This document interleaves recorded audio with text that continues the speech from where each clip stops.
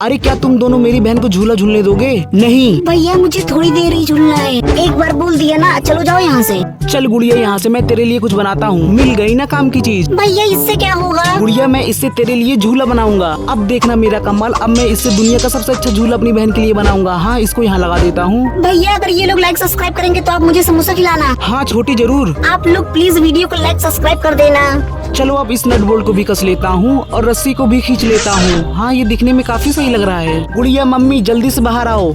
Mummy ये देखो मैंने छोटी के लिए क्या बनाया। अरे बेटा ये दिखने में काफी अच्छा लग रहा है। Thank you mummy. वाह भैया ये तो बहुत अच्छा है। भैया ये तो उन लोगों से भी अच्छा है।